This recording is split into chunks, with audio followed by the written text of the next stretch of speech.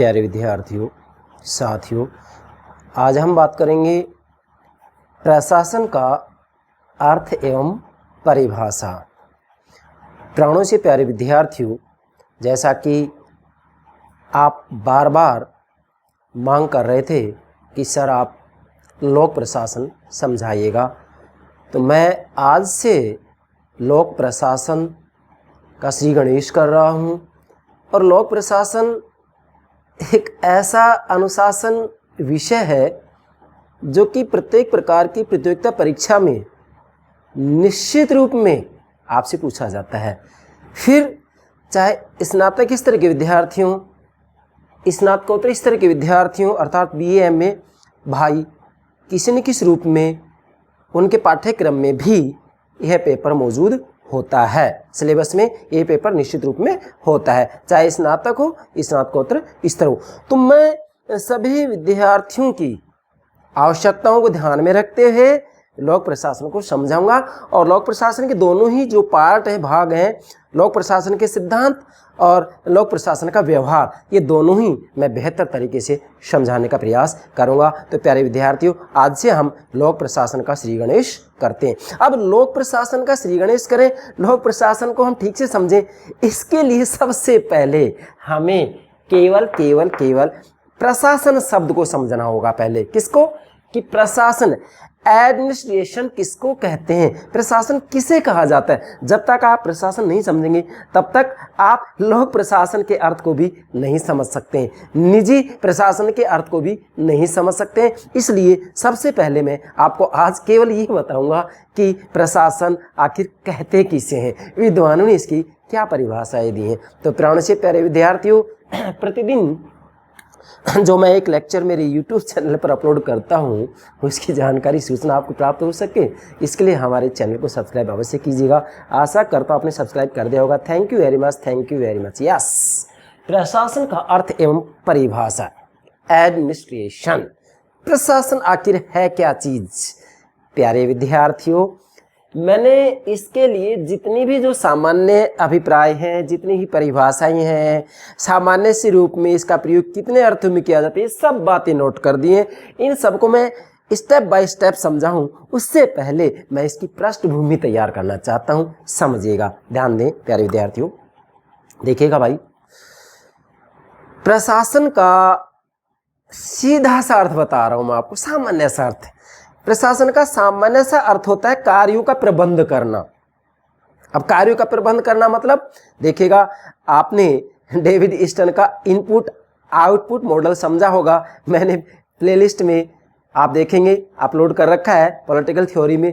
और इसी प्रकार से आर्मनेम पावेल का संरचनात्मक प्रक्रियात्मक उपागम, मतलब डेविड ईस्टन का आगत निर्गत उपागम और संरचनात्मक प्रक्रियात्मक उपागम आर्मनेम पावेल का है। ये दोनों ही उपागम मैंने आपको बेहतर तरीके से समझाए हैं। आप पॉलिटिकल थ्योरी में, राजनीतिक सिद्धांत में ये दोनों ही मॉडल उपागम आप देख सकते हैं। तो वहाँ मैंने आपको बताया था कि जो डेविड ईस्टन का इनपुट आउटपुट मॉडल है, अर्थात जैसे ही समाज के द्वारा मांगे रखी जाती है राजव्यवस्था के सामने, तो राजव्यवस्था के द्वारा उनको नीति और निर्णयों के रूप में आउटपुट कर दिया जाता है। अब नीति और निर्णयों के रूप में जैसे आउटपुट किया जाता है, तो नीति और निर्णयों को क्रियान्वित कौन करेगा? नीति और निर्णयों को क्रियान्वित कौन करेगा? लोक प्रशासन ही करेगा, प्रशासन ही करेगा। मतलब वास्तविक रूप में राजव्यवस्था के द्वारा जो नीतियां बनाई जाती हैं, जो निर्णय लिए जाते हैं, जो राजनीतिक निर्णय लिए जाते हैं, उनकी क्रियान्विति,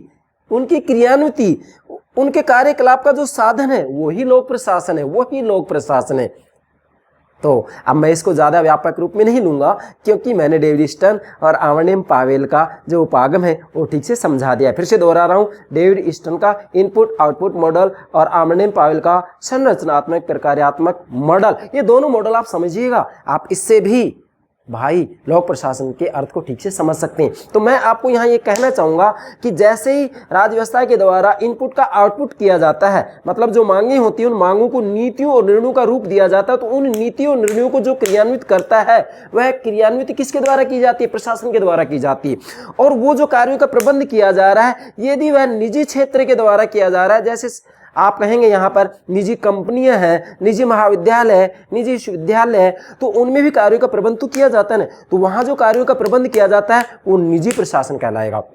और यदि सार्वजनिक कार्यों का प्रबंध किया जा रहा है तो वह लोक प्रशासन कहलाएगा। मतलब प्रशासन शब्द के अंतर्गत दोनों ही प्रशासन आ जाते हैं, निजी प्रशासन भी और लोक प्रशासन भी। मैं इसके लिए निजी प्रशासन और लोक प्रशासन के लिए अलग से लेक्चर अपलोड करूंगा। आज तो केवल प्रशासन शब्द को समझना है, ठीक है भाई। तो ये सामान्य सी पृष्ठभूमि मैंने आपको बताई है। अब प्रशासन शब्द को समझे उससे पहले, चूंकि हमारा जो विषय है वो क्या है, लोक प्रशासन, तो लोक प्रशासन के बारे में थोड़ा सा जानकारी आपको और देना चाहूंगा। ये मैंने सभी बातें यहाँ नोट कर दी हैं, आप पहले ये समझेगा, उसके बाद हम प्रशासन शब्द को समझेंगे। और प्रशासन शब्द समझ में आ गया तो फिर निजी प्रशासन और लोक प्रशासन ये दोनों ही प्रशासन शब्द में समाहित है। फिर इन दोनों को समझने में हमें कोई परेशानी नहीं आएगी। यस, नंबर 1 सबसे पहले मैंने नोट किया। देखो प्यारे विद्यार्थियों, इन एक एक बात को समझिएगा। अरे भाई लोक प्रशासन तो आप एक प्रकार से मैं कहूँगा जैसे अल्फाबेट सीखता है ना बच्चा, वैसे समझ जाएंगे, आपको दिक्कत नहीं आएगी। मगर शर्त है कि जिस रूप में समझा उस रूप में समझिएगा आप। पहला बिंदु मैंने आपके लिए बनाया कानून और व्यवस्था तथा जनजीवन। क्या मतलब हुआ, देखिएगा भाई, लोक प्रशासन वास्तविक, देखो मैं फिर कह रहा हूं प्रशासन शब्द नहीं ले रहा अभी हम, क्योंकि हमारा जो विषय है लोक प्रशासन, तो पहले लोक प्रशासन की पृष्ठभूमि तैयार कर रहा हूं मैं। अलग से लोक प्रशासन का अर्थ परिभाषाएं मैं आपको बताऊंगा, लेकिन आज इसकी पृष्ठभूमि तैयार कर रहे हैं।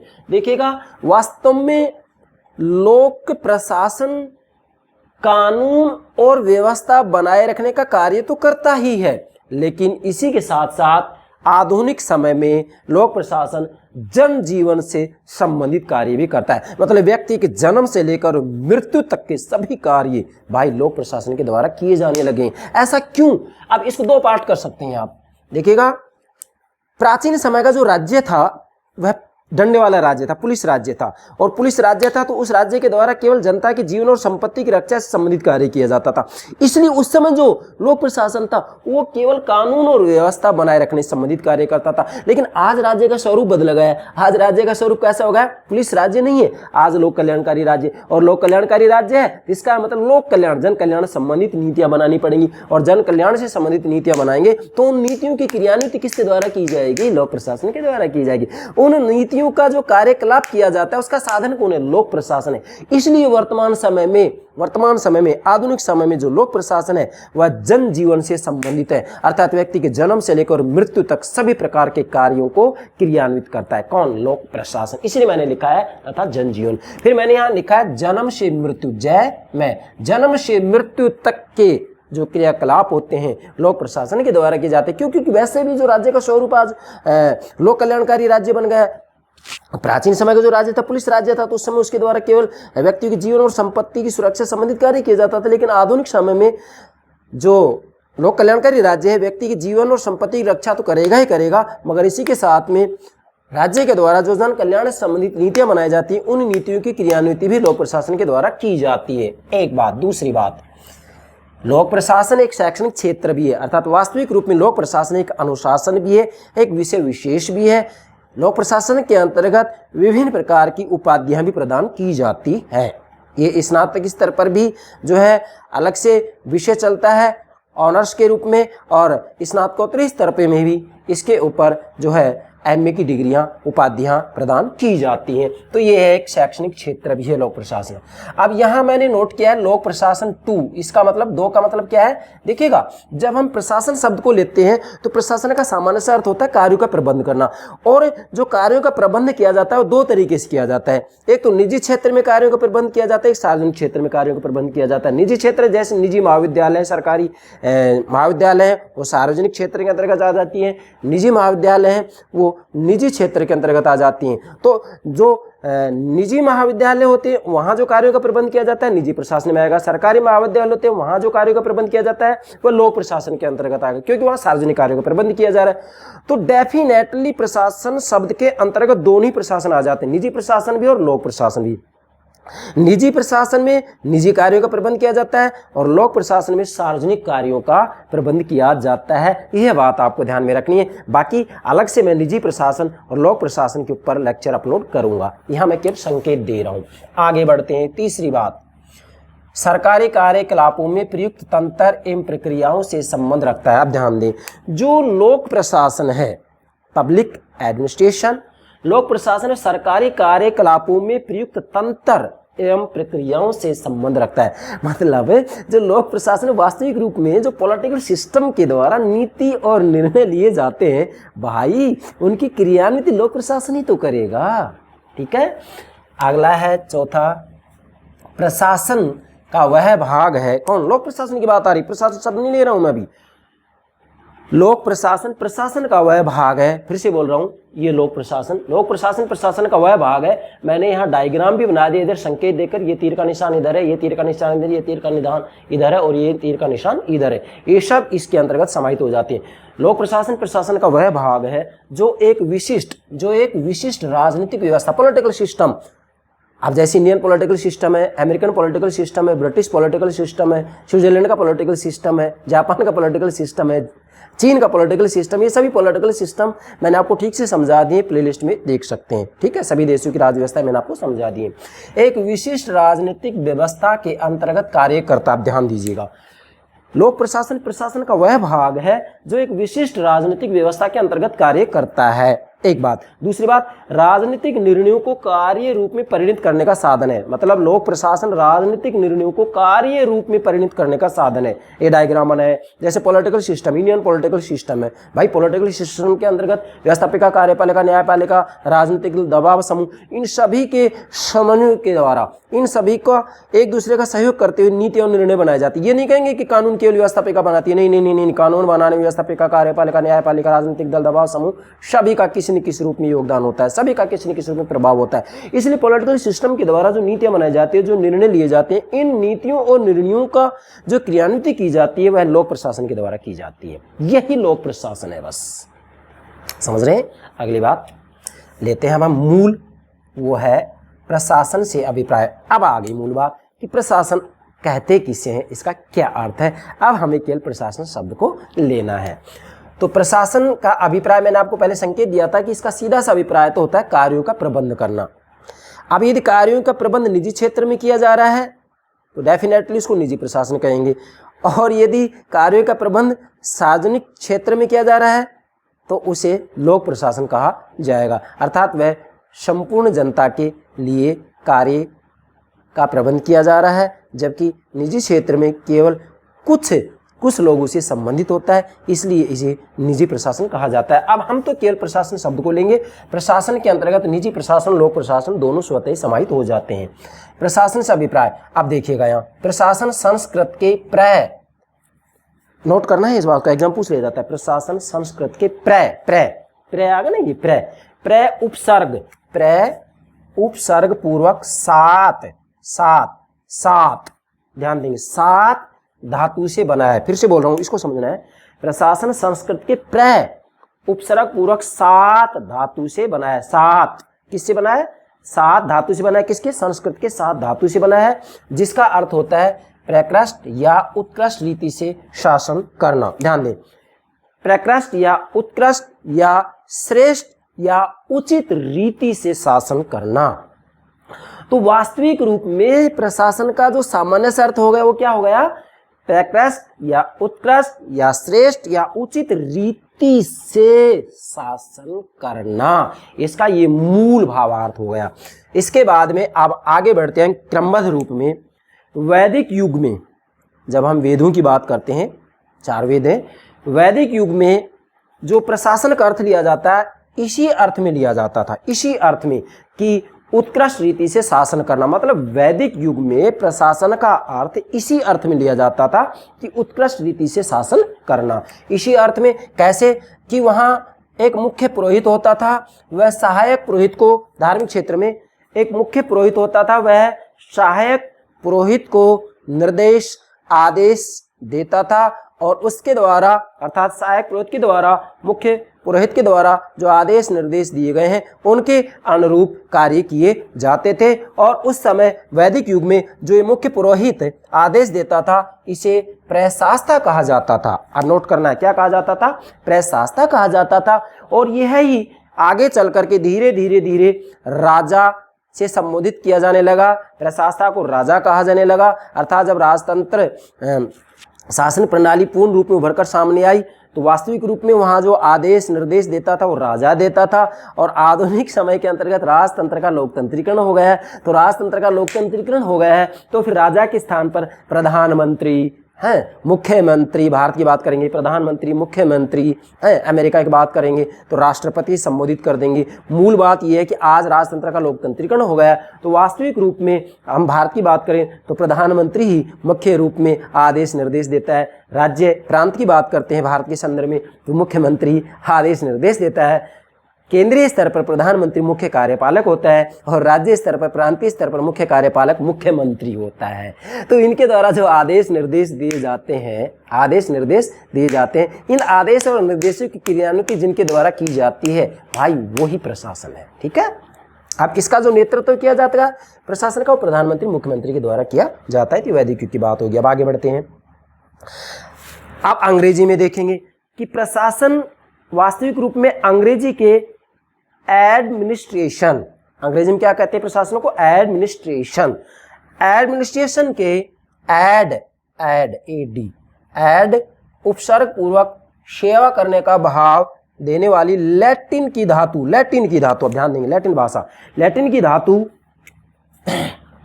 मिनिस्टरर मिनिस्टरर से बना है। इसका मूल अर्थ है एक व्यक्ति द्वारा दूसरे व्यक्ति के हित की दृष्टि से उसकी सेवा का कोई कार्य करना, जैसे न्यायाधीश द्वारा न्याय करना और डॉक्टर द्वारा रोगी का, बीमार व्यक्ति का इलाज करना। फिर से बोल रहा हूं, प्रशासन अंग्रेजी के एडमिनिस्ट्रेशन शब्द से बना है जिसके अंतर्गत एड उपसर्ग पूर्वक सेवा करने का भाव देने वाली लैटिन की धातु मिनिस्टर से बना है। एडमिनिस्ट्रेशन मिनिस्टर से बना है। इसका मूल अर्थ क्या है? एक व्यक्ति द्वारा दूसरे व्यक्ति के हित की दृष्टि से उसकी सेवा का कार्य करना है। फिर से बोल रहा हूं, इसका मूल अर्थ एक व्यक्ति द्वारा दूसरे व्यक्ति के हित की दृष्टि से उसकी सेवा का कोई कार्य करना है। जैसे न्यायाधीश के द्वारा न्याय किया जा रहा है, दूसरे व्यक्ति की सेवा की जा रही है। डॉक्टर के द्वारा रोगी का इलाज किया जा रहा है, दूसरे व्यक्ति की सेवा की जा रही है। तो ये इसका जो है अंग्रेजी के अर्थ में अभिप्राय हो गया। ठीक है, अब आगे बढ़ते हैं।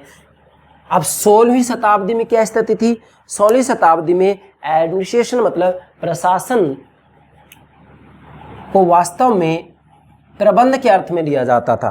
केवल प्रबंध, प्रशासन का अर्थ प्रबंध के रूप में लिया जाता था, अर्थात किसी भी क्षेत्र में कार्यों का जो प्रबंध किया जाता था उसे ही जो है प्रशासन कहा जाता था। और शब्दकोश में, डिक्शनरी में, शब्दकोश में प्रशासन का अर्थ कार्यों का प्रबंध करना या लोगों की देखभाल करने से, बहुत महत्वपूर्ण बात है।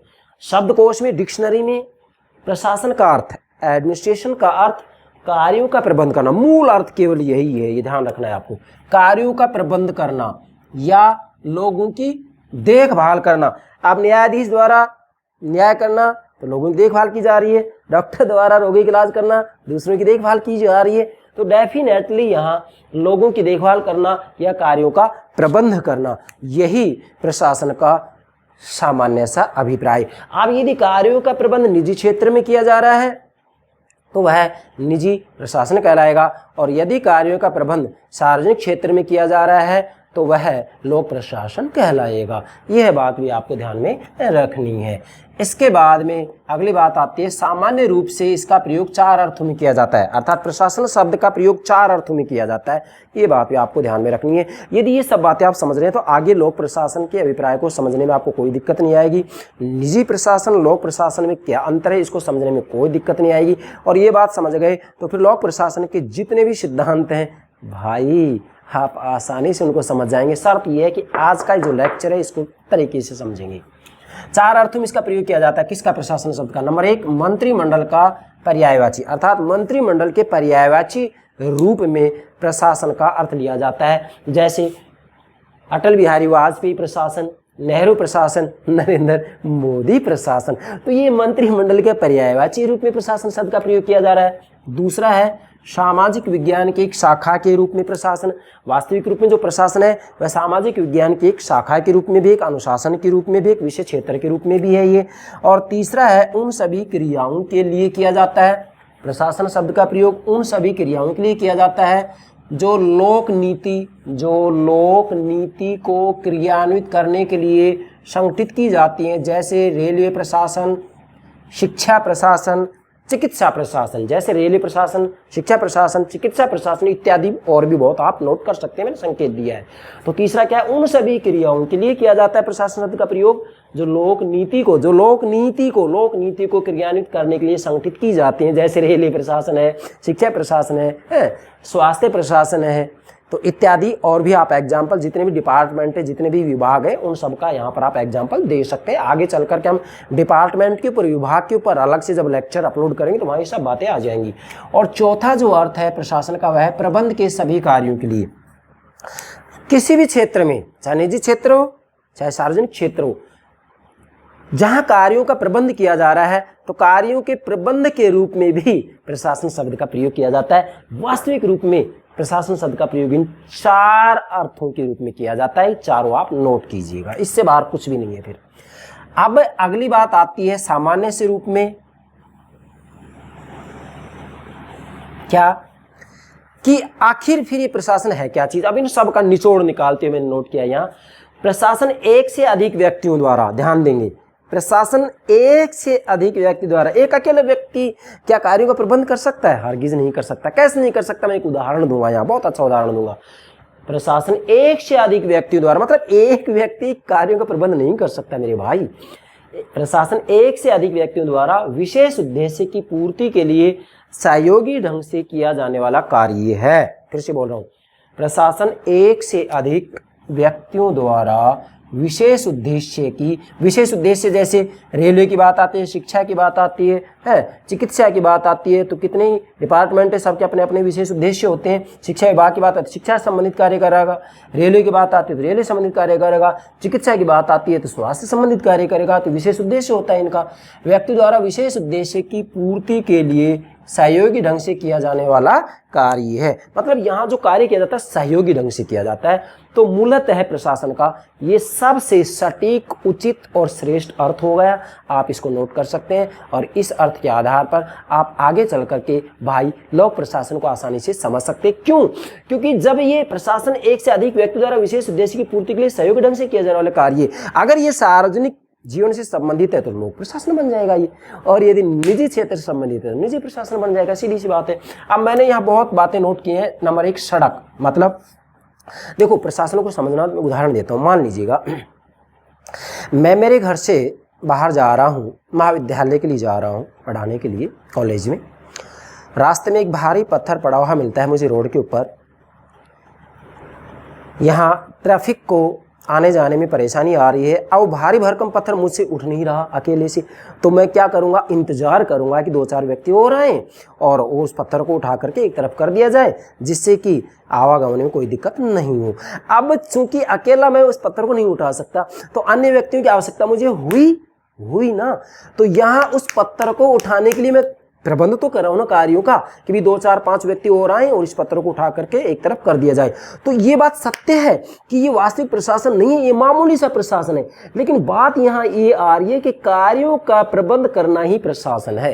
यदि निजी क्षेत्र में कार्यों का प्रबंध किया जाता है तो निजी प्रशासन है, सार्वजनिक क्षेत्र में कार्यों का प्रबंध किया जाता है लोक प्रशासन है। हाँ, यहाँ मैं ये कहूँगा कि प्रशासन शब्द का प्रयोग बड़े संगठनों के लिए किया जाता है। जैसे परिवार जैसी संस्था के अंतर्गत प्रशासन शब्द का प्रयोग नहीं किया जा सकता है। हाँ, महाविद्यालय, विश्वविद्यालय है या जो सरकारी संगठन है, कंपनियां हैं, उनके अंतर्गत प्रशासन शब्द का अभिप्राय यही माना जाता है कि कार्यों का प्रबंध किया जाता है और वहां प्रशासन मौजूद होता है, क्योंकि वहां पर कार्यों का प्रबंध किया जाता है। सड़क का जो उदाहरण है यह एक वास्तव में मामूली प्रशासन का उदाहरण है, इतना ध्यान रखेंगे। मूल तो मैंने एग्जांपल ये दिया है कि भाई प्रशासन का सीधा सा अर्थ होता है कि कार्यों का प्रबंध करना, इसलिए मैंने सड़क का उदाहरण दिया है। अब इसी के अंतर्गत आगे बढ़ेंगे। मैंने लिखा है, देखिएगा, प्रशासन के लिए जरूरी है, क्या जरूरी है कि एक तो व्यक्तियों में सहयोग हो। मैं अकेला था, रोड पर से पत्थर नहीं उठा पाया, कुछ व्यक्तियों का इंतजार किया, और कोई भी विभाग है, शिक्षा विभाग है, चिकित्सा विभाग है, रेलवे विभाग है और भी दुनिया भर के विभाग है, तो उनमें भी बिना सहयोग के कार्यों का प्रबंध नहीं किया जा सकता।